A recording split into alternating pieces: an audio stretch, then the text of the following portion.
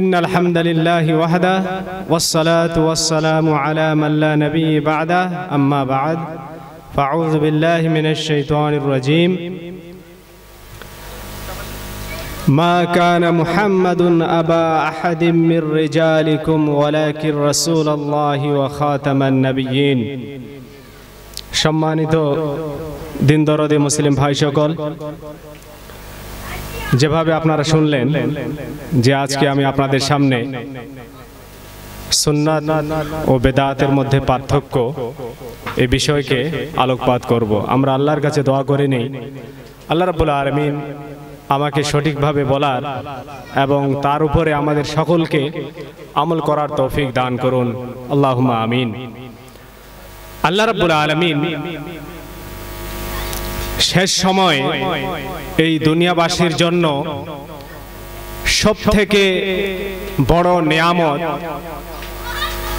আল্লাহর রাসূল রূপে মুহাম্মদ সাল্লাল্লাহু আলাইহি ওয়াসাল্লামকে নবী এবং রাসূল হিসেবে প্রেরণ করে এই দুনিয়াবাসীকে দিয়েছেন।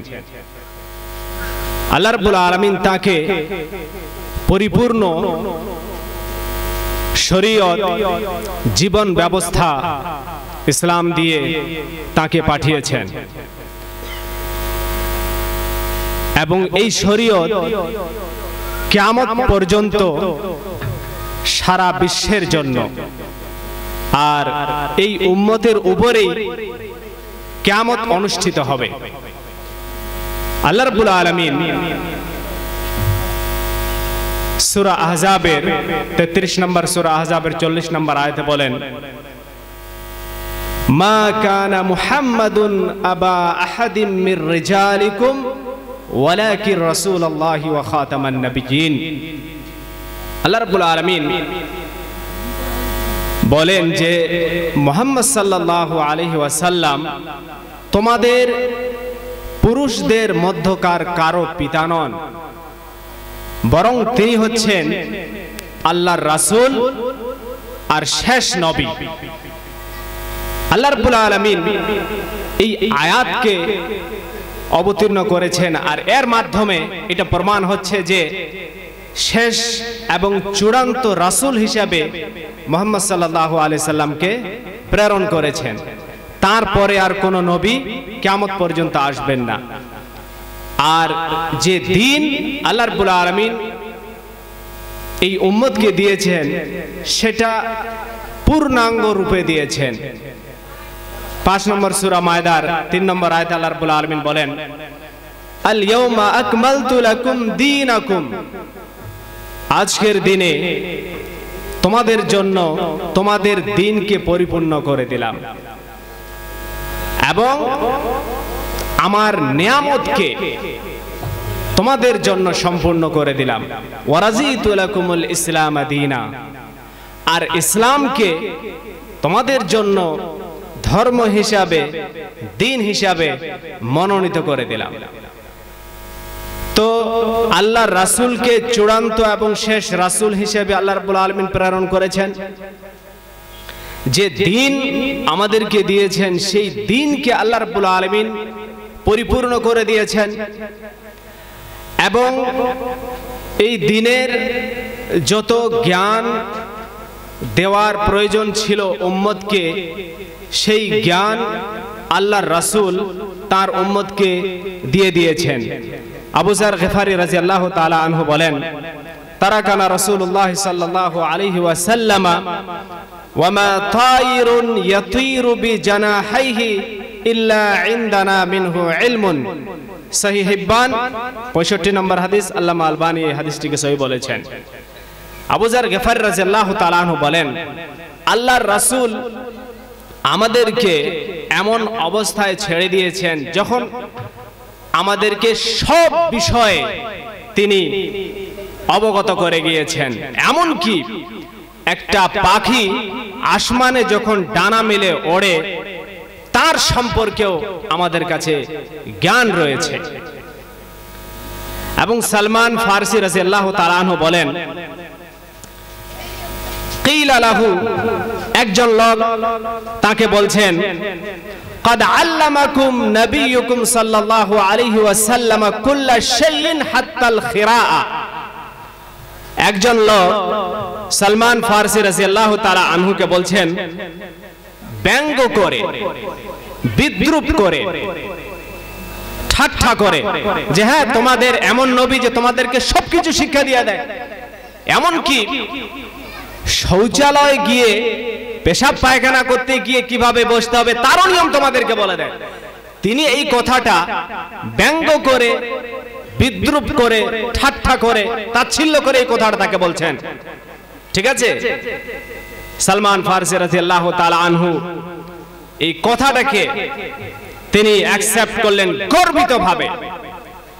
তিনি বললেন ফাকালা, তিনি বললেন যে হ্যাঁ আজাল, অবশ্যই আল্লাহ রাসূল আমাদেরকে সেই শিক্ষা দিয়েছেন। ওয়ালাকাদ নাহানা আন নাস্তাকবিলাল কিবলাতা লিগায়াতিন আও বাউলিন, আল্লাহর রাসূল আমাদেরকে এটাও শিক্ষা দিয়েছেন আমরা যখন শৌচালয়ে যাব, যখন আমরা শৌচ করব, তখন যেন আমরা কিবলামুখী হয়ে না বসি। পেশাব পায়খানার সময় কিবলার দিকে যেন আমাদের মুখ না থাকে বা পিছনে না থাকে। আও আন নাস্তানজিয়া বিল ইয়ামিনি, অথবা শৌচ করার সময়, পরিষ্কার পরিচ্ছন্নতার সময় আমরা যেন ডান হাতকে ব্যবহার না করি। আও আন নাস্তানজিয়া বিআকাল্লা মিন সালাসাতি আহজারিন, পানি যখন থাকবে না, পানির বিপরীত ঢেল ব্যবহার করতে হবে, পাথর ব্যবহার করতে হবে। সেখানেও আল্লাহ রাসূল বলেছেন কমপক্ষে 3টা পাথর দিয়ে তোমরা পরিষ্কার পরিচ্ছন্নতা করবে, এর কমে হবে না। আও আন নাস্তানজিয়া বিরাজিইন আও আজমিন, এবং আল্লাহ রাসূল আমাদেরকে নিষেধ করেছেন যে আমরা যেন কোনো প্রাণীর গোবর দিয়ে, পায়খানা দিয়ে অথবা হাড্ডি দিয়ে যেন আমরা পরিষ্কার পরিচ্ছন্নতা পেশাব পায়খানায় গিয়ে না করি। তো সহিহ বুখারীর, সহিহ মুসলিমের 262 নম্বর এটি হাদিস। তো আল্লাহর রাসূল দ্বীনের ব্যাপারে সমস্ত কিছুর জ্ঞান তার উম্মতকে দিয়ে দিয়েছেন। অন্য হাদিসে রয়েছে আল্লাহ রাসূল বলেন যে মা বাকিয়া শাইউন, এমন কোন জিনিস বাকি নেই যা তোমাদেরকে জান্নাতের নিকট করে দিবে আর জাহান্নাম থেকে তোমাদেরকে দূর করে দিবে, ইল্লা ওয়াকাদ বুয়িনা লাকুম, তার সম্পর্কে তোমাদেরকে খুলে খুলে বর্ণনা করে দেওয়া হয়েছে। তো রাসূল চূড়ান্ত এবং শেষ, তারপরে আর কোন রাসূল আসবে না, তারপরে আর কোন রাসূল আসবেন না, এবং দ্বীন সেটাও পরিপূর্ণ। সেখানে কোন রকমের কোন মানুষের জন্য কিয়ামত পর্যন্ত সুযোগ নেই যে এই দ্বীনের মধ্যে নবাবিষ্কার করতে পারে বা কোনো কিছু বাপ দাদাদের প্রথাকে বা সমাজের কোন প্রথাকে বা আরো কোন মানুষের প্রথাকে এই দ্বীনের মধ্যে চালিয়ে দেওয়ার মানুষের জন্য কোনো সুযোগ এবং সুবিধা এটা নেই। এবার আমরা আসি যে সুন্নাত শরীয়তের মধ্যে মৌলিকভাবে 4টি অর্থে ব্যবহার হয়। সুন্নাত মানে হচ্ছে আল্লাহর রাসূলের তরিকা। প্রথম যে সেটা হচ্ছে যে আল্লাহর রাসূলের তরিকাকেই সুন্নাত বলা হয়। সহিহ বুখারীর 5063 নম্বর হাদিসে নবী করিম সাল্লাল্লাহু আলাইহি সাল্লাম বলেন, ফামান রাগিবা আন সুন্নতি ফালাইসা মিন্নি, যে ব্যক্তি আমার তরিকা থেকে মুখ ফিরিয়ে নিল সে আমার তরিকার উপরে থাকলো না। তাহলে সুন্নাত আল্লাহর রাসূলের তরিকাকে বলা হয়। এই হাদিস দ্বারা আমরা সেটা বুঝতে পারলাম। এবং সুন্নাত মানে হচ্ছে হাদিস। সুন্নাত হাদিস অর্থে হাদিসের প্রতিশব্দ সমার্থক শব্দ হিসাবে সুন্নাত ব্যবহার হয়। যখন একসঙ্গে কিতাব ও সুন্নাত আমরা বলি, কিতাব মানে হচ্ছে কোরআন আর সুন্নাত মানে হচ্ছে হাদিস। নবী করিম সাল্লাল্লাহু আলাইহি সাল্লাম বলেন, তারাকতু ফীকুম শাইআইন লা তাযিল্লু বা'দাহুমা, আমি তোমাদের মাঝে 2টি বিষয়কে ছেড়ে যাচ্ছি, 2টি জিনিসকে ছেড়ে যাচ্ছি। এই দুইটি জিনিসকে যতক্ষণ পর্যন্ত তোমরা আঁকড়ে ধরে থাকবে, পথভ্রষ্ট দিশেহারা তোমরা হবে না। তার প্রথমটা হচ্ছে কিতাব আল্লাহ, আল্লাহর কিতাব, ওয়া সুন্নতি, আমার সুন্নত মানে হাদিস। সহিহুল জামে লিল আলবানী, হাদিস নম্বর 2937। তো সুন্নত আর হাদিস প্রতি শব্দ এবং সমার্থক শব্দ হিসেবে ব্যবহার করা হয়। সুন্নত আলাদা জিনিস আর হাদিস আলাদা জিনিস এমন কোনো বিষয় নয়। সুন্নত হাদিস অর্থে ব্যবহার হয়, যার প্রমাণ আমি আপনাদের সামনে দিলাম। এবং সুন্নত সেই রাস্তাকে বলা হয় যে রাস্তার দিশারি হচ্ছেন মুহাম্মদ সাল্লাল্লাহু আলাইহি ওয়াসাল্লাম, এবং যে রাস্তাকে খোলাফায়ে রাশিদিন সাহাবায়ে কেরামরা অবলম্বন করেছেন সেই রাস্তাকে সুন্নত বলা হয়। আর এর বিপরীত যে রাস্তাটা রয়েছে সেটাকে বলা হয় বিদআত। ইরবাজ বিন সারিয়া রাদিয়াল্লাহু তাআলা আনহু থেকে বর্ণিত, তিনি বলেন, ওয়াজানা রাসূলুল্লাহ সাল্লাল্লাহু আলাইহি ওয়াসাল্লাম মাউইজাতান ওয়াজিলাত মিনহাল কুলুব ওয়া যারাফাত মিনহাল উয়ুন। তিনি বলেন যে একবার আল্লাহর রাসূল আমাদের সামনে এমন ভাবে উপদেশ দিতে শুরু করলেন, তার উপদেশে সকলে প্রভাবিত হয়ে আমাদের অন্তরগুলো গলে গেল, বিগলিত হয়ে গেল, এবং অশ্রু চোখ থেকে অশ্রু প্রবাহিত হতে শুরু করে দিল। আমরা বললাম, ফাকুলনা ইয়া রাসূলুল্লাহ কাআন্নাহা মাউইজাতু মুআদ্দিন, আপনার এই উপদেশ, আপনার এই বক্তব্য তো মনে হচ্ছে বিদায়ী বক্তব্য, আমাদের মনে হচ্ছে যে আপনি হয়তো আর বেশি দিন থাকবেন না, ফাউসিনা, আপনি আমাদেরকে উপদেশ দিন। ক্বালা উসিকুম বিতাকওয়াল্লাহি ওয়াস সামঈ ওয়াত তাআ, আল্লাহ রাসূল বললেন যে আমি তোমাদেরকে ওসিয়ত করছি, উপদেশ দিচ্ছি যে তোমরা আল্লাহর তাকওয়া অবলম্বন করো, আল্লাহকে ভয় করো, আল্লাহর তাকওয়াকে অবলম্বন করো, পরহেজগার হয়ে যাও। ওয়াস সামঈ ওয়াত তাআ, আর আমিরের আনুগত্য করো, তার কথাকে শোনো এবং তাকে মেনে চলো। ওয়া ইন তাআম্মারা আলাইকুম আবদুন হাবশিয়ুন, যদিও তোমাদের কোনো আমির খলিফাতুল মুসলিমিন যদি একটা হাবশি কালো কুচকুচে গোলাম হয়, ফাইন্নাহু মাইয়াইশ মিনকুম বাদি ফাসায়ারা ইখতিলাফান কাসীরা, এই জন্য যে তোমাদের পরে, এর পরে, আমার পরে যে যুগ আসবে সেখানে অনেক মতভেদ দেখা দিবে। সেই সময় তোমরা কি করবে? ফাআলাইকুম বিসুন্নতি ওয়া সুন্নাতিল খুলাফায়ে রাশিদিন আল মাহদিয়িন, সেই ফিতনার যুগে, মতানৈক্যের যুগে, মতভেদের যুগে তোমরা আমার সুন্নতকে আর খুলাফায়ে রাশিদিনের সুন্নতকে আঁকড়ে ধরে থাকবে। আযু আলাইহা বিন নওয়াজিস, তামাসসাকু বিহা ওয়া আযু আলাইহা বিন নওয়াজিস, তাকে শক্ত করে ধরে রাখবে, দাঁত দিয়ে কামড়ে আমার সুন্নতকে, খুলাফায়ে রাশিদিনের সুন্নতকে ধরে থাকবে। ওয়া ইয়াকুম ওয়া মুহদাসাতিল উমুর, আর জেনে রাখো নবাবিষ্কার থেকে সতর্ক থাকবে। ইবাদত, নতুন কোন ইবাদত দিনের মধ্যে আবিষ্কার করা থেকে সতর্ক থাকবে, বেঁচে থাকবে। ফা ইন্না কুল্লা বিদআতিন যালালা, এই জন্য যে প্রত্যেক নবাবিষ্কার বিদআত হচ্ছে পথভ্রষ্টতা, এবং অন্য রায়াতে রয়েছে যে ওয়া কুল্লু বিদআতিন যালালা ওয়া কুল্লু যালালাতিন ফিন্নার, প্রত্যেক পথভ্রষ্টতা জাহান্নামের দিকে নিয়ে যায়। সূরা আবু দাউদ 4607 নম্বর হাদিস, এবং আল্লামা আলবানী সহিহুত তারগিবে 37 নম্বর হাদিসে এই হাদিসকে সহিহ বলেছেন। তো সুন্নত অর্থাৎ আল্লাহর রাসূল যে পথের কথা বলেছেন এবং যে পথকে অবলম্বন করেছেন খোলাফায়ে রাশিদিন, তাদের পথকে সুন্নত পথ বলা হয়। আরেকটি অর্থে সুন্নত ব্যবহার হয়, সেটা হচ্ছে যে আল্লাহর রাসূলের কোনো এমন ইবাদত যেটা ওয়াজিব হওয়ার কথা ছিল, কিন্তু ওয়াজিবের মোকাবেলায় সেটা সুন্নত বলে শরীয়তে রয়েছে, অর্থাৎ মুস্তাহাব হিসাবে। আবু হুরায়রা থেকে বর্ণিত, নবী করিম সাল্লাল্লাহু আলাইহি সাল্লাম বলেন, লাউলা আন আশুক্কা আতা উম্মতি লা আমারতুহুম বিসসিওয়াকি মা কুল্লি সালাতিন।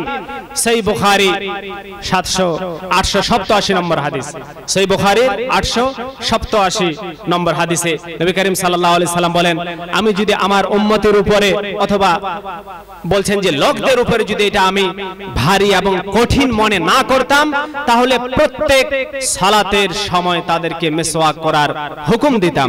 তো এখানে যে সুন্নতের কথা বলা হয়েছে, এটা হচ্ছে ওয়াজিবের মোকাবিলায় সুন্নত অর্থাৎ মুস্তাহাব। কেউ যদি করতে চায় খুব ভালো, যদি করতে না চায় তাহলে সেটা ওয়াজিব নয়, তার কোনো গুনাহ হবে না। তাহলে সুন্নত এই সমস্ত অর্থে ব্যবহার হয়। সুন্নতের যে গুরুত্ব সেটা হচ্ছে অপরিসীম, এর গুরুত্ব অনেক বেশি। এটা মাথায় রাখতে হবে যে কোরআন এবং সুন্নত দুটো, এর দুই প্রকার জরুর রয়েছে। এর প্রকার অবশ্যই রয়েছে যে কিতাব এবং সুন্নত দুইটা প্রকার, কিন্তু দুইটা ভিন্ন জিনিস নয়। দুইটা কিন্তু ভিন্ন জিনিস নয়, একে অপরের সাথে নিগুড় সম্পর্ক রয়েছে, গভীর সম্পর্ক রয়েছে একে অপরের সাথে। কোরআনকে বুঝতে হলে সুন্নতের প্রয়োজন রয়েছে, আবশ্যিক ভাবে জরুরি ভাবে সুন্নতের প্রয়োজন রয়েছে। এবার আমি আপনাদের সামনে বলছি যে কিভাবে সুন্নতের প্রয়োজন রয়েছে কোরআনকে বুঝার ব্যাপারে। সর্বপ্রথমে কোরআনের কোন আয়াত এসেছে, সেই আয়াতকে সমর্থনকারী হিসাবে বা সেই আয়াতকে আরো জোরালো ভাবে তার অর্থকে ব্যবহার করার জন্য, তার অর্থকে বোঝানোর জন্য হাদিস এসেছে। নবী করিম সাল্লাল্লাহু আলাইহি সাল্লাম বলেন সহিহ বুখারীতে, ইন্নাল্লাহা লা ইউমলি লিয-যালিমি হাত্তা ইযা আখাযাহু লাম ইউফলিতহু। নবী করিম সাল্লাল্লাহু আলাইহি সাল্লাম বলেন যে আল্লাহ রাব্বুল আলামিন জালিমকে ঢিল দিতে থাকেন। জালিম স্বৈরাচারী অত্যাচার করতে থাকে, তো আল্লাহ রাব্বুল আলামিন তাকে সুযোগ দেন, ঢিল দিয়ে দেন। কিন্তু যখন আল্লাহ রাব্বুল আলামিন তাকে পাকড়াও করেন, তখন তার ধরপাকড়টা খুবই সিরিয়াস হয়, তখন আল্লাহ রাব্বুল আলামিন তাকে ছাড় দেন না। এরপরে আল্লাহ রাসূল এই আয়াতটিকে পাঠ করলেন, সূরা হুদের 102 নম্বর আয়াত, وَكَذَلِكَ أَخْذُ رَبِّكَ إِذَا أَخَذَ الْقُرَى وَهِيَ ظَالِمَةٌ। আর তোমার রবের পাকড়াওটা এমনই হয় যখন কোন জনবস্তি পাপাচারে, অন্যায় অত্যাচারে লিপ্ত হয়, তখন ওদেরকে পাকড়াও করে। ইন্না আখযাহু আলীমুন শাদীদ। আর এটা জেনে রাখো যে আল্লাহর পাকড়াওটা খুবই কঠিন আর যন্ত্রণাদায়ক হয়ে থাকে। তাহলে এই আয়াতের যে অর্থ সেটাকে আরো জোরালো ভাবে বলার জন্য আল্লাহ রাসূল এই হাদিসকে বললেন, সহিহ বুখারীর। এরপরে কোরআনে কারিমে কোন বিষয়কে সংক্ষিপ্তভাবে বর্ণনা করা হয়েছে এবং তার বিস্তারিত আলোচনা আল্লাহ রাসূল হাদিসে করেছেন। সূরা বাকারার 43 নম্বর আয়াতে আল্লাহ রাব্বুল আলামিন বলেন, ওয়া আকিমুস সালাতা ওয়া আতুজ যাকাত। তোমরা সালাত প্রতিষ্ঠিত করো, সালাত কায়েম করো এবং যাকাত প্রদান করো, যাকাত আদায় করো। তো এখানে সালাতের যে কথা, নামাজের যে কথা আল্লাহ রাব্বুল আলামিন বলছেন, এখানে আর বিস্তারিত কোনো আলোচনা নেই। এটা আছে সুন্নতে, হাদিসের মধ্যে আছে। এটা নামাজের সময়, রাকাতের সংখ্যা এবং সালাত আদায় করার যে পদ্ধতি। নামাজে আপনি শুধু সূরা ফাতিহার পরে কেরাত করলেন, এরপর আর যত যাবতীয় দোয়া আছে, কোথায় আছে সেগুলো? তার কোনো ব্যাখ্যা, সেই সমস্ত দোয়া কি কোরআনে আছে? কোথায় আছে? হাদিসে। তাহলে কোরআনে সংক্ষিপ্তভাবে আকিমুস সালাহ বলে দেওয়া হয়েছে, কিন্তু তার বিস্তারিত আলোচনা কোথায় আছে? সুন্নতের মধ্যে। তাহলে সুন্নতের গুরুত্ব অপরিসীম। এরপরে যাকাত। যাকাত কোথায়, কিভাবে, কত পরিমাণ দিতে হবে তার কোনো ব্যাখ্যা কিন্তু এই আয়াতে নেই এবং কোরআনে নেই। এর পুরোপুরি ব্যাখ্যা কোথায় রয়েছে? সহিহ হাদিসের মধ্যে রয়েছে। নবী করিম সাল্লাল্লাহু আলাইহি সাল্লাম বলেন, ফিমা সাকাতিস সামাউ ওয়াল উয়ুন আও কানা আথারিয়ান আল উশরু। নবী করিম সাল্লাল্লাহু আলাইহি সাল্লাম বলেন শস্যের ব্যাপারে যে সমস্ত ক্ষেত, যে সমস্ত জমি আসমানের বৃষ্টিতে, ঝরনার পানিতে অথবা সেচ ব্যতীত উর্বরতার ফলে উৎপাদন হয়, সেখানে 10 অংশের 1 অংশ যাকাত দিতে হবে, 10 মণের 1 মণ দিতে হবে। ওমা সুকিয়া বিন নাজহি নিসফুল উশরি। আর যেখানে সেচের মাধ্যমে টাকা খরচ করে যেখানে জমির ফসল উৎপাদন হয়, সেখানে তার অর্ধেক দিবে, মানে 20 মণে 1 মণ দিবে। তাহলে এর ব্যাখ্যা এখানে আসলো। আরো এর বিস্তারিত আলোচনা কোথায় রয়েছে? হাদিসের মধ্যে রয়েছে। তাহলে কোরআন এবং হাদিস এর প্রকার অবশ্যই দুই, কিন্তু দুটো ভিন্ন জিনিস নয়। বিধানের দিক দিয়ে সমান মর্যাদা রাখে। এর আরো বিস্তারিত আমি আপনাদের সামনে তুলে ধরছি। কোরআনে কোন আয়াতে একটা শব্দকে ব্যবহার করা হচ্ছে আমভাবে, সাধারণভাবে। এর শাব্দিক অর্থ সাধারণভাবে সমস্ত জিনিসকে বোঝাচ্ছে, কিন্তু ওখানে সমস্ত জিনিসকে বোঝানো হয়নি। তার অর্থ সেটা হাদিস থেকে প্রমাণিত হচ্ছে। সূরা 6 নম্বর সূরা আনামের 82 নম্বর আয়াতে আল্লাহ রাব্বুল আলামিন বলেন, আল্লাযীনা আমানু ওয়া লাম ইয়ালবিসু ঈমানাহুম বিযুলমিন। আল্লাহ রাব্বুল আলামিন বলেন যে যারা ঈমান নিয়ে এসেছে এবং তারা তাদের ঈমানের সাথে জুলম অর্থাৎ অন্যায়কে মিশ্রিত করেনি। এই আয়াত যখন অবতীর্ণ হয়, আব্দুল্লাহ ইবনে মাসউদ রাদিয়াল্লাহু তাআলা আনহু বলেন, লাম্মা নাযালাত আল্লাযীনা আমানু ওয়া লাম ইয়ালবিসু ঈমানাহুম বিযুলমিন শাক্কা যালিকা আলা আসহাবি রাসূলিল্লাহ সাল্লাল্লাহু আলাইহি ওয়াসাল্লাম ওয়া ক্বালু। এই আয়াত যখন অবতীর্ণ হলো, এর অর্থ বুঝতে খুব কঠিন হয়ে গেল সাহাবাদের। তারা বলল যে আইয়ুনা লা ইয়াজলিমু নাফসাহু, আমাদের কে এমন আছে যে ছোটখাটো গুনাহের কাজ করে নিজের উপর জুলুম করে না? ফাকালা রাসূলুল্লাহ সাল্লাল্লাহু আলাইহি ওয়াসাল্লাম, আল্লাহর রাসূল বললেন, লাইসা হুয়া কামা তাজুন্নুন, আরে তোমরা যেটা ভাবছো তার অর্থ সেটা নয়। ইন্নামা হুয়া কামা ক্বালা লুকমানু লিবনিহি ইয়া বুনাইয়া লা তুশরিক বিল্লাহ ইন্নাশ শিরকা লাযুলমুন আযীম। এটা হচ্ছে লোকমান যেভাবে তার পুত্রকে বলেছিল যে হে আমার পুত্র, আল্লাহর সাথে শিরক করো না, শিরক হচ্ছে সবথেকে মস্ত বড় জুলম। তো এখানে যে জুলুমের কথা আছে সূরা আনামের 82 নম্বর আয়াতে, সেই জুলুমের অর্থ হচ্ছে শিরক করা, অন্যান্য আর কোনো জুলুম নয়। তাহলে এখানে একটা শব্দ আম ভাবে বলা হচ্ছে, কিন্তু এর একটা বিশেষ অর্থ রয়েছে, এর একটা বিশেষ অর্থ রয়েছে। অনুরূপ ভাবে আরো একটি বিধান আমি আপনাদের সামনে তুলে ধরি। আল্লাহ রাব্বুল আলামিন বলেন, ওয়াস-সারিকু ওয়াস-সারিকাতু ফাকতাউ আইদিয়াহুমা জাযাআম বিমা কাসাবা নাকালাম মিনাল্লাহ। চোর এবং চোরনির হাত কেটে দাও, তাদের শাস্তি স্বরূপ। আর এটা আল্লাহর তরফ থেকেও একটা দৃষ্টান্তমূলক শাস্তি।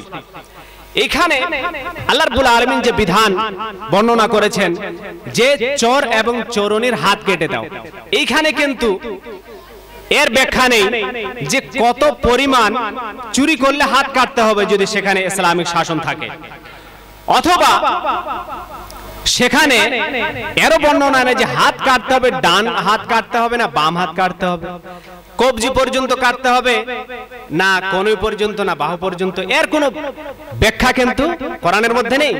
সেটা কোথায় আছে? হাদিসে। পরিমাণ কতটুকু? সেই বুখারীতে নবী করিম সাল্লাল্লাহু আলাইহি সাল্লাম বলেন, তুকতাউল ইয়াদু ফি রুবঈ দিনারিন ফাসাইদান।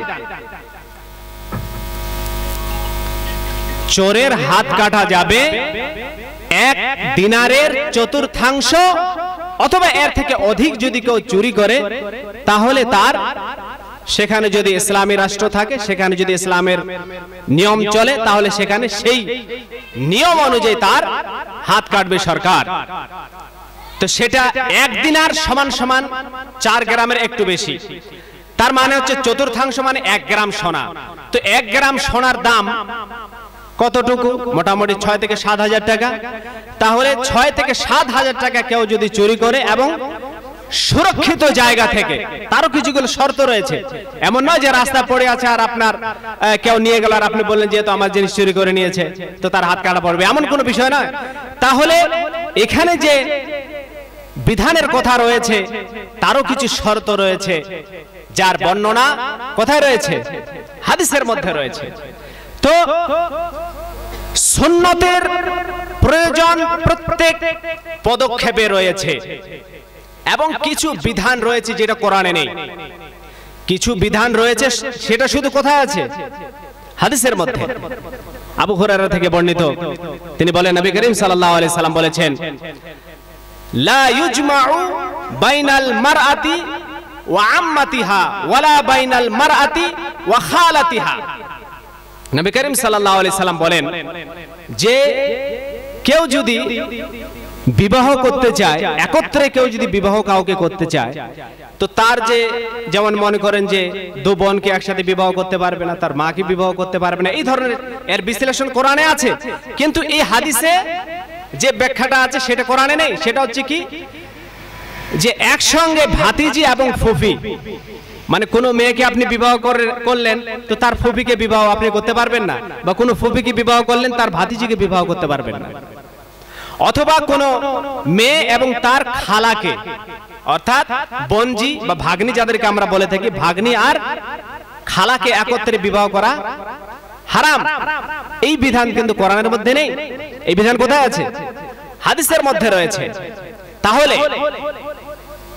এই যে ব্যাখ্যা আমি আপনাদের সামনে তুলে ধরলাম সেটা হচ্ছে সুন্নত অর্থাৎ হাদিস, যেটা যার গুরুত্ব অপরিসীম, যেটা আমাদের বুঝতে হবে। এর এই ব্যাখ্যার পরে যেটা সব থেকে বড় সমস্যার কারণ সেটা হচ্ছে বেদাত। বেদাত এটা একটা আরবি শব্দ, এর যদি আমরা শাব্দিক অর্থ করি সেটা হচ্ছে নবাবিষ্কার, নতুন কোনো কিছু আবিষ্কার করা। তো নতুন কোনো কিছু আবিষ্কার করা সেটা হচ্ছে দ্বীনের মধ্যে। এখানে যে বেদাত যে বিষয়টা রয়েছে সেটা হচ্ছে যে দ্বীনের মধ্যে, ইসলামের মধ্যে এমন কোন ইবাদত করা যেটা কোরআনে নেই, যেটা হাদিসে নেই, যেটা সাহাবায়ে কেরামরা করেননি, সেই ইবাদতটাকে পরের যুগের লোকেরা করছে ইবাদত মনে করে, নেকি মনে করে, আল্লাহর সন্তুষ্টি, আল্লাহর নৈকট্য লাভ করার লক্ষ্যে, নৈকট্য লাভ করার জন্য কেউ যদি কোনো ইবাদত করে যার অস্তিত্ব কোরআনে নেই, যার অস্তিত্ব হাদিসে নেই, অথবা সাহাবায়ে কেরামরা যে আমলকে করেননি। এবার শুনে রাখুন, আমাদের সমাজে অনেক বেদাত অনেক বেদাত কি আছে বিরাজমান, অনেক বেদাত আমাদের মধ্যে মানুষেরা করে থাকে যার কোনো অস্তিত্ব কোরআনেও নেই, হাদিসেও নেই, সাহাবায়ে কেরামরাও করেনি। সেখানে অনেক মানুষ কোরআনের আয়াতকে নিয়ে, হাদিসকে নিয়ে এর অপব্যাখ্যা করে। তো যখন অপব্যাখ্যা করে যারা জনসাধারণ, তারা তো এই জিনিসটাকে বুঝতে পারে না। তো এই যে অপব্যাখ্যা যখন করে, সেই সমস্ত বিষয়গুলোকে আমাদেরকে জানতে হবে এবং সেই সমস্ত বিষয় থেকে সতর্ক থাকতে হবে। যেমন মনে করেন যে জন্মদিবস পালন করা খুশি হিসেবে, এবং মৃত মানুষের নামে ভোজ ভান্ডার করা, এই মনে করে যে এটা তার নামে খাওয়ালে তাকে বকশিয়ে দেওয়া যাবে। অথবা তাসবিহ তাহলিল করতে গিয়ে আল্লাহ রাসূলের সুন্নাত হচ্ছে আঙ্গুলের মধ্যে গন্ডি করা, সেখানে এবার কেউ যদি মোবাইলে বা দানার মাধ্যমে বা পাথরের মাধ্যমে বা আরো কোনো কিছুর মাধ্যমে করে, যেটা আল্লাহ রাসূলও করেননি, সাহাবায়ে কেরামরাও করেননি, তাহলে যেহেতু এই কাজটা সে করছে নেকি মনে করে, এটা হচ্ছে ইসলামের মধ্যে বেদাত, আর সেটা করা যাবে না। আপনি মনে করলেন যে হ্যাঁ, জন্মদিবস যদি আমরা উৎসব হিসাবে পালন করি তো এখানে অসুবিধা কোথায়? অসুবিধা আছে। অসুবিধা এই জন্য আছে যে এর মানে হচ্ছে যে কোরআন এবং হাদিসকে বোঝার ক্ষমতা আল্লাহ রাসূলেরও ছিল না, আর সাহাবা একরামদেরও ছিল না, ওই জন্য ওনারা করেননি। পরের যুগের লোকেরা বেশি বুঝেছে। এইটা এর মানে হচ্ছে যে এখানে দাদাগিরি করা হবে, উপেক্ষা করা হবে। এবার দেখুন, আমি আপনাদের সামনে সহিহ বুখারীর হাদিস পেশ করছি। উমর বিন খাত্তাব রাদিয়াল্লাহু তাআলা আনহু, যার রাবী, তিনি বলছেন, আন্না রাজুলাম মিনাল ইহুদি ক্বালা লাহু ইয়া আমিরাল মুমিনিন।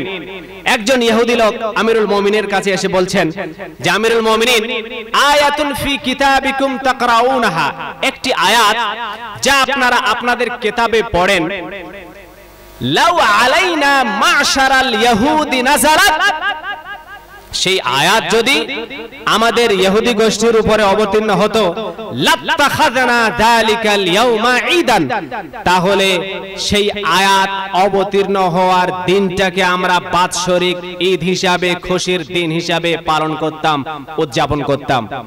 ক্বালা আইয়ু আয়াতিন, ওমর ফারুক রাদিয়াল্লাহু তাআলা আনহু বললেন, কোন আয়াত বলো শুনি। সে বলছেন, আল ইয়াউমা আকমালতু লাকুম দীনাকুম ওয়া আতমামতু আলাইকুম নি'মাতি ওয়া রাযীতু লাকুমুল ইসলাম দীনা। সূরা মায়েদার এই 3 নম্বর আয়াত, যে আজকের দিনে তোমাদের দিনকে আমি পরিপূর্ণ করে দিলাম, আমার নিয়ামতকে সম্পূর্ণ করে দিলাম, আর ইসলামকে তোমাদের জন্য মনোনীত করে দিলাম, এই আয়াতটা। ক্বালা ওমর ফারুক রাদিয়াল্লাহু তাআলা আনহু বললেন, কাদ আরাফনা যালিকাল ইয়াউম, এই আয়াত যেই দিনে অবতীর্ণ হয়েছে সেই দিনটাকেও জানি, ওয়াল মাকান আল্লাযী নাযালাত ফীহি আলা নবী সাল্লাল্লাহু আলাইহি ওয়াসাল্লাম, সেই জায়গাটাকেও জানি যেই জায়গায় আল্লাহর রাসূলের উপরে এই আয়াত অবতীর্ণ হয়েছে। ওয়া হুয়া কায়িমুম বিআরাফাতা ইয়াউমা জুমআতিন, শেষ বিদায় হজে আরাফার ময়দানে জুমার দিনে আল্লাহ রাসূল দাঁড়িয়েছিলেন, তখন এই আয়াত অবতীর্ণ হয়েছে। সেই বুখারীর একটি হাদিস। ওমর ফারুক তাকে চূড়ান্ত জবাব দিয়ে দিলেন যে, শোনো, এই আয়াত অবতীর্ণ হয়েছে সে দিনকেও আমি জানি, জায়গাকেও আমি জানি, এবং আল্লাহর রাসূল কোন অবস্থায় ছিলেন সেটাও আমি জানি, কিন্তু এই দিনকে আল্লাহর রাসূল খুশির দিন, ঈদের দিন হিসাবে পালন করতে বলেননি। অতএব এটাকে আমরা পালন করতে পারি না, সম্ভবই নয়। তো এবার কেউ যদি বলে যে ইসলামের বড় নিয়ামত পাওয়ার পরে কেউ যদি খুশি না হয়, আনন্দিত না হয়, সে হচ্ছে শয়তান। এই ব্যাখ্যা দিয়েছে। কেন দিয়েছে আমি আপনাদের সামনে তুলে ধরছি সেই আয়াতকে, যে আয়াতকে দিয়ে তারা প্রমাণ করে যে জন্মদিবস পালন করা এটা হচ্ছে আশিকানে রাসূলের পরিচয়, আর এটা হচ্ছে ঈমানের পরিচয়। আর যারা জন্মদিবস বা এই সমস্ত আরো অন্যান্য যে ইবাদত করে না, তারা হচ্ছে শয়তানের ভাই। আর তারা দলিল হিসাবে, দেখুন আমি যেটা বললাম যে কোরআনের আয়াতের অপব্যাখ্যা করে, সেই আয়াত আমি আপনাদের সামনে তুলে ধরতে চাই। সূরা ইউনূসের 57 এবং 58 নম্বর আয়াত, তারা শুধু 58 নম্বর আয়াতটাকে পাঠ করে। তো আমি 2 আয়াতকে আগে বর্ণনা করে দেই, তার যে আসল ব্যাখ্যা সেটা আমি আপনাদের সামনে তুলে ধরি, তাহলে তার যখন অপব্যাখ্যা তারা করে সেটা আপনাদের বুঝতে সুবিধা হবে। আল্লাহ রাব্বুল আলামিন বলেন, ইয়া আইয়ুহান নাস ক্বাদ জাআতুকুম মাউইযাতুম মির রাব্বিকুম, হে লোক সকল, তোমরা এটা জেনে রাখো যে তোমাদের রবের তরফ থেকে এক উপদেশ এসেছে। তোমাদের রবের তরফ থেকে এক উপদেশ এসেছে, শিফাউল লিমা ফিস সুদূর, যে উপদেশ এসেছে সমস্ত মুফাসসিরিনে কেরাম একমত যে সেই উপদেশ হচ্ছে কোরআন। সেই উপদেশ কি? সেই উপদেশ হচ্ছে কোরআন। আর এই উপদেশ তোমাদের অন্তরে যত রকমের রগ ব্যাধি রয়েছে, রগ ব্যাধি মানে শিরক, বেদাত, কুফর, মুনাফিকি চালচলন, আরো এই ধরনের যত কুসংস্কার রয়েছে, এই সমস্ত কুসংস্কারের নিরাময় ঔষধ, মহৌষধি হচ্ছে কোরআন। ওয়া হুদা ওয়া রাহমাতুল লিল মুমিনিন, আর এটা হেদায়েত, সঠিক পথ এবং মুমিনদের জন্য সবথেকে বড় রহমত, নিয়ামত। এরপরে আল্লাহ রাব্বুল আলামিন 58 নম্বর আয়াতে বলছেন, কুল বিফাজলিল্লাহি ওয়া বিরহমাতি ফাবিযালিকা ফালইফরাহু। মুহাম্মদ সাল্লাল্লাহু আলাইহি সাল্লাম আপনি বলেন, এটা আল্লাহর অশেষ অনুগ্রহে আর তাঁরই দয়ার কারণে এটা হয়েছে, মানে এই উপদেশ আল্লাহর দয়ার কারণে এসেছে। ফাবিযালিকা ফালইফরাহু, তো এই উপদেশকে পাওয়ার কারণে, ইসলামের এই মৌলিক নীতিকে পাওয়ার কারণে তারা যেন আনন্দিত হয়, কি হয়, খুশি হয়ে যায়, আনন্দিত হয়ে যায়। তো তারা বলে যায়, দেখেন আল্লাহ রাব্বুল আলামিন এখানে আল্লাহর নিয়ামতকে পেয়ে খুশি হওয়ার কথা বলেছেন।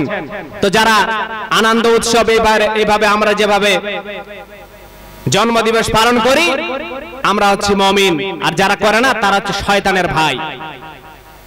শয়তানের ভাই যদি জন্মদিবস পালন না করার জন্য হয়, এই আয়াতকে অবতীর্ণ করেছেন আল্লাহ রাব্বুল আলামিন। অবতীর্ণ করেছেন কার উপরে? মুহাম্মদ সাল্লাল্লাহু আলাইহি সাল্লামকে, তার উপরে। তিনি প্রচার করেছেন কার সামনে? সাহাবায়ে কেরামদের সামনে। তো এই আয়াতের অর্থ জন্মদিবস পালন করা, ডিজে বাজা, অবাধ মেলামেশা আর আগুন এবং মোমবাতি এই ধরনের আলো জ্বেলে আনন্দ উৎসব করে, এটা যদি মুমিন হওয়ার পরিচয় হয়, আর এই আয়াতের যদি এই অর্থ হয়, তাহলে আপনাকে এটা মেনে নিতে হবে যে এই আয়াতের অর্থ আল্লাহও জানে না এবং রাসূলও জানেন না, আর সাহাবায়ে কেরাম তো জানেনই না। এটা আপনাকে মেনে নিতে হবে, কারণ আল্লাহর রাসূল যেভাবে আজকে আমাদের পালন করা হয় সেভাবে না আল্লাহর রাসূল পালন করেছেন, আর না সাহাবায়ে কেরামরা তাদের জীবদ্দশায় পালন করেছেন। এটা হচ্ছে আমরা নিজেদের ভাষায় বলে থাকি মাতব্বরি করা, দাদাগিরি করা, আল্লাহর উপরে দাদাগিরি করা, রাসূলের উপরে দাদাগিরি করা, আর দেখানো এটা যে সাহাবাদের থেকে আমরা বেশি ভালোবাসি নবীকে। এটা হচ্ছে সাহাবাদেরকে উপেক্ষা করা, তাদেরকে তাচ্ছিল্য করা, তাদের ইবাদতকে তাচ্ছিল্য করা। শুনে রাখুন, ইবাদত সেটা ভালো হোক আর খারাপ হোক, তার যদি দলিল কোরআন এবং হাদিস থেকে না থাকে, সেটা আল্লাহর কাছে গ্রহণযোগ্য হবে না। সেই বুখারীতে নবী করিম সাল্লাল্লাহু আলাইহি সাল্লাম বলেন, মান আহদাসা ফি আমরিনা হাদা মা লাইসা মিনহু ফাহুয়া রাদ্দুন। দিনের মধ্যে কেউ যদি নতুন কোন ইবাদত আবিষ্কার করে যেটা এই শরীয়তের অংশ নয়, সেটা হচ্ছে বর্জনীয়, প্রত্যাখ্যানের যোগ্য। মান আমিলা আমালান লাইসা আলাইহি আমরুনা ফাহুয়া রাদ্দুন। সেই মুসলিমে নবী করিম সাল্লাল্লাহু আলাইহি সাল্লাম বলেন, কেউ যদি কোনো আমল করে যে আমলকে আমি স্বীকৃতি দেইনি, সেটা কি বর্জনীয়, প্রত্যাখ্যানের যোগ্য। অতএব সুন্নতের বর্ণনা আপনারা শুনলেন, সুন্নতের বিপরীত হচ্ছে বেদাত। অতএব আমার বিনীত অনুরোধ, আমাকে চিনার কোনো প্রয়োজন নেই, আমি কে কোথা থেকে এসেছি এর দেখার কোনো প্রয়োজন নেই। আপনার কবরে কোনো আলেমও যাবে না, আমিও যাব না, আপনি আমার কবরে আসবেন না, কিন্তু আপনার সাথে যাবে আপনার আমল। সেই আমল যদি মাথা খুলে, যদি সামান্যতম বিবেক থাকে, শুধু এতটুকু মনে রাখেন যে আপনি যে কোনো সামান্যতম বিন্দু মাত্র যদি ইবাদত করেন, সেই ইবাদত যদি রাসূলের তরিকা অনুযায়ী না হয়, সেই ইবাদত যদি কোরআন এবং হাদিসে প্রকাশ্যভাবে যেভাবে সাহাবায়ে কেরামরা বুঝেছেন সেই অর্থে যদি না হয়, কোরআনের কেউ যদি অপব্যাখ্যা করে যেভাবে আমি বললাম, এবং হাদিসের কেউ যদি অপব্যাখ্যা করে, আর তার ব্যাখ্যা যদি আল্লাহর রাসূলের তরফ থেকে মওজুদ না থাকে, তাহলে জেনে রাখুন সেই ইবাদত আল্লাহর কাছে গ্রহণযোগ্য হবে না, হবে না, হবে না। অতএব কাউকে গালাগালি না করে, ক্ষমতার বল না দেখিয়ে, দলের বল না দেখিয়ে, আজকে আমাদের মুসলমানদের কিছু সংখ্যক লোক তারা দলের এবং ক্ষমতার এবং সংখ্যাকে তারা দলিল হিসাবে মনে করে নেয়, যে এখানে আমাদের এত সংখ্যা, আমরা সবাই, তাহলে কি ভুল? যদি সংখ্যা দিয়ে শরীয়তকে প্রমাণ করতে হয়, তাহলে আমরা যে দেশে আছি এখানকার শতকরা 80 থেকে 85% অমুসলিম। আপনাদেরকে মুসলমান হওয়ার অধিকারে নেই, অমুসলিম হয়ে যায়। যদি সংখ্যা দিয়ে প্রমাণ করতে হয়, সংখ্যা দিয়ে, শক্তি দিয়ে, গায়ের জোর দেখিয়ে ইবাদত প্রমাণিত হবে না। ইবাদত প্রমাণিত হবে আল্লাহর কথায়, আল্লাহর রাসূলের কথায়, সাহাবায়ে কেরামদের আমলের মাধ্যমে। এই সাধারণ সামান্যতম কথা যদি আপনার বিবেকে বুঝে আসে, তাহলে আপনি মনে করবেন যে হ্যাঁ, আমি সঠিক পথে আছি। এবং তদন্ত করে বাজারে গেলে 10 টাকার, 5 টাকার, 50 টাকার আলু কিনতে গেলে, পটল কিনতে গেলে 10 বার একটা আলুকে দেখেন যেন ওখানে পোকা না থাকে। আর ইবাদত যখন করতে যান তখন অন্ধ হয়ে কারো কথার উপরে আমল করেন, আর আপনারা ভাবেন যে পরিত্রাণ পেয়ে যাব। অত বড় সহজ, এত সহজ বিষয়, এত সহজ বিষয় নয়। বিষয়টা এত সহজ নয়। আল্লাহর সাথে এর সম্পর্ক রয়েছে, রাসূলের সাথে সম্পর্ক রয়েছে। সময় নেই, না হলে আমি আপনাদের সামনে তুলে ধরতাম কিয়ামতের দিনে হাউজে কাউসারে। সময় শেষ হয়ে গেছে। আমরা দোয়া করি আল্লাহ রাব্বুল আলামিন আমাদের সকলকে কোরআন ও হাদিসের উপর আমল করার তৌফিক দান করুন এবং বিদআতকে বর্জন করার তৌফিক দান করুন।